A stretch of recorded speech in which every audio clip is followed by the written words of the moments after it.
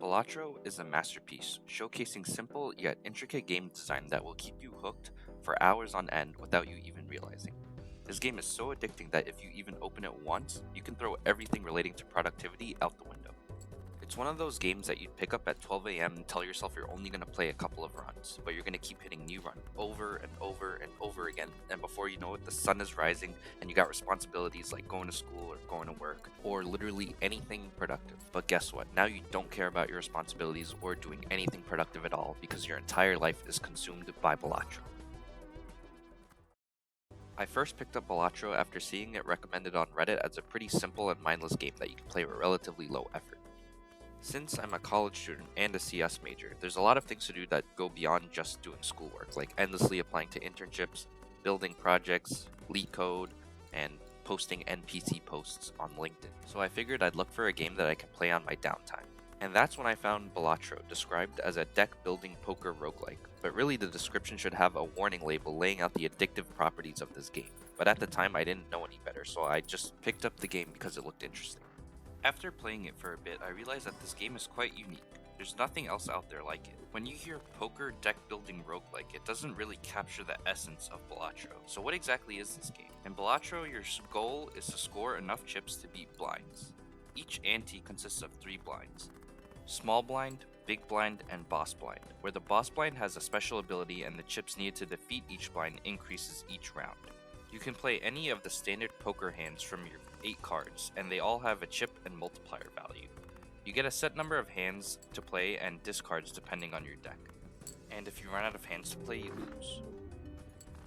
After defeating blinds, you get money, which you can spend at the shop to buy jokers, planet cards, tarot cards, and booster packs. Planet cards can level up your poker hands, such as leveling up a straight or a flush. And tarot cards have various effects that can change how cards behave, such as enhancing a card into a glass card, which gives a ×2 multiplier but has a 1 in 4 chance of breaking. Booster packs can contain jokers, planet cards, tarot cards, and spectral cards.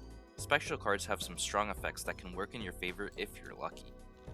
The way to score more points for the upcoming blinds is to increase the amount of chips and mult that you score, and to do this, you use jokers. Jokers work like perks with specific triggers and effects to send your score to the moon. You can have at most 5 of them, and when you get a group of jokers that synergize together, it becomes really satisfying to watch your score go higher and higher with each triggered effect. Jokers can make you money or have utility effects, like only needing 4 cards to play straights and flushes instead of 5. They can also add chips and multiplier to your score, but arguably the most important jokers are the ones that multiply your mult. These cards are incredibly powerful because instead of just adding a number to your mult, it multiplies it. So for example, if you have 50 multiplier and you have a ×2 multiplier, it multiplies 50 by 2 and you get 100 multiplier. These jokers are how you will have high scoring hands and beat the game.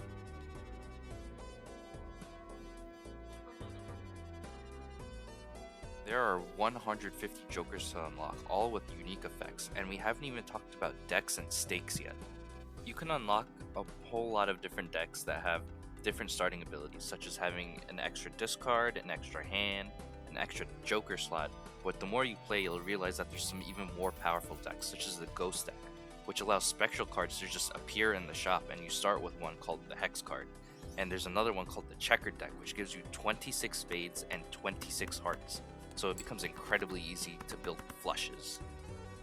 Each deck can play different stakes, which you can think of as a sort of new game and new game plus type of situation, and you can only unlock the next stake after beating the previous stake, and the effects of each stake stack on top of each other. So now you understand how to play Balatro, and now I gotta explain to you how addicting this game is. The combination of the satisfying gameplay with the crisp sound effects and the background music just puts you into a trance-like state as you play your hands, watching your jokers work together to build up a massive score. And I know the soundtrack of Balatro is really good because I can guarantee you you're not going to be turning it off while you're playing this game. Balatro is such a simple game to get into, and once you understand it, it'll suck you in for hours at a time. There's so many jokers and decks to unlock, and each game is completely different. You can create builds around certain hands like flushes or even a single card that can destroy the blinds easily, but sometimes the luck doesn't add up and you have to pivot your strategy. And as you re-roll the shop looking for the perfect joker combination, you can highlight the jokers and read them to see what other jokers they could synergize with. It's the act of hunting for those jokers that you need to rack up that massive score is what keeps me coming back to this game. As soon as I see the game over button, I already know that I'm gonna hit that new run button and play another game. Discovering different joker combinations to blow up your mult is incredibly satisfying. One additional game design choice that I hadn't considered until I watched the Game Maker's Toolkit video on Balatro's game design is that the game doesn't show you how much your hand is going to score before you play it. The dilemma here is that if players are given the opportunity, they will optimize the fun out of the game. But the problem here is that all the information that you need to calculate the total score of your hand is still available. You just have to do it by hand. And most people are not willing to do that. So part of the game's charm is that when you play your hand, you don't really know how much you're going to score. You can kind of ballpark it in your head, but you don't truly know. So you kind of play it and you're just hoping that it's enough to beat the blind. As for the rest of the design choices, I really like them. The UI is incredibly clean and straightforward, and it's simple to play. And most importantly, it's a lot of fun. Balatro recently came out on mobile, so you can be unproductive anywhere, like going to school, at work, on the toilet, walking your dog, at dinner with your girlfriend. The list goes on. Balatro encompasses everything that I would want in a mobile game. You can play it whenever you want, you can pick it up and put it down really easily. You can play it for 5 hours or 5 minutes and still not get bored. There's no ads, there's no microtransactions, just pure deck building goodness wherever you go. Unfortunately, there's no cross-save between platforms, but I didn't mind starting a new save on my phone since I already had the game on my PC. It was pretty fun to play through and unlock some of the jokers again. I can play in short bursts on my phone when I'm out and about, or when I'm at home on my PC, I can play for long stretches of time deep into the night when I should be going to sleep.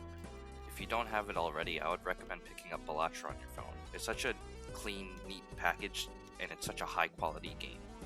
On Steam, the game costs $15, and on mobile platforms, it's only $10, which is cheaper than the Chipotle Bowl, which lasts you like 15 minutes, but Balatro, you can play it for the rest of your life. This game is worth every single penny. You won't regret picking up this game. You won't be able to put it down. Smash like if you like, smash dislike if you don't, and let me know in the comments how many hours you've spent playing Balatro instead of doing something productive. If you're still here, thanks for watching, subscribe, and I'll see you in the next video.